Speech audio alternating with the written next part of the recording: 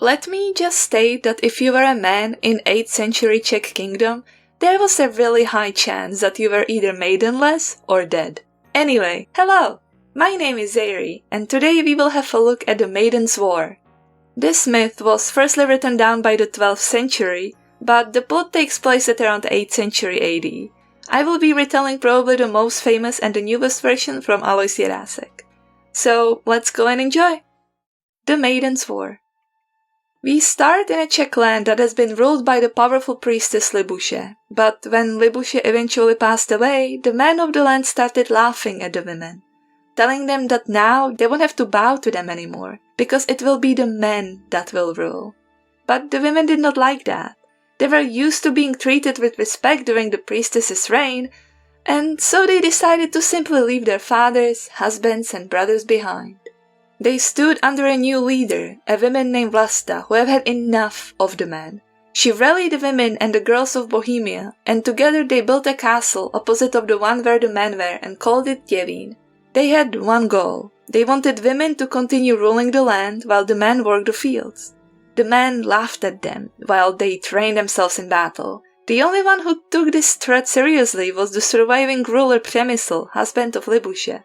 He warned the men around him, telling them of a dream he had with the warrior women standing above the corpses of their brethren. The men did not listen to him and thought it's a great idea to poke at the wasp's nest.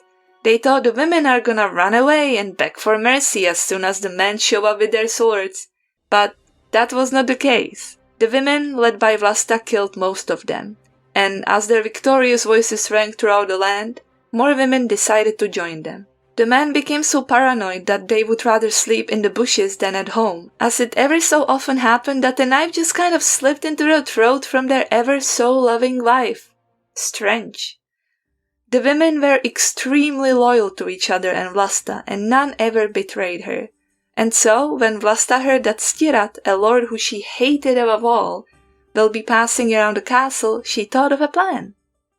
During a hot summer day, Ctirad was on his way towards the Prague's castle, when him and his men heard wailing in the air, cries of help.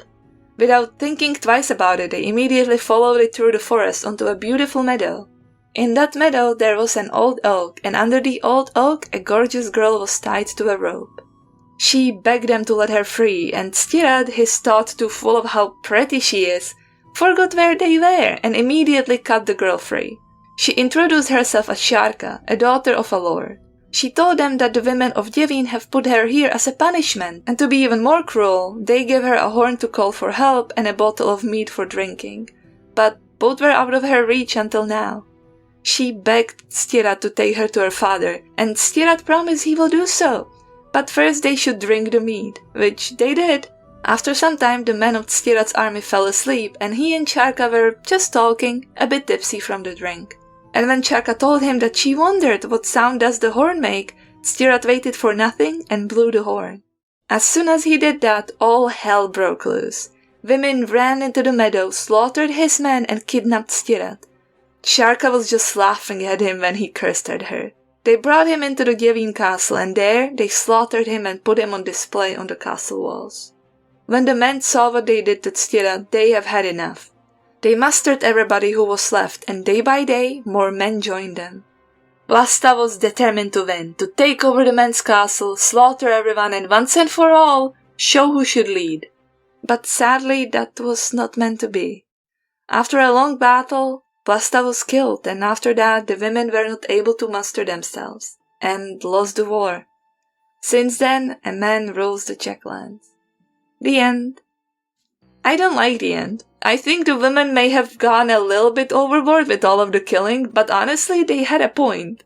Anyway, I love this story, and I would pay so much if somebody did a modern retelling of it, like something in the style of the current trend of Greek retellings, but like this. Like, can you imagine? It would be so cool. But that's gonna be it for today. Thank you for watching, consider subscribing, and bye bye!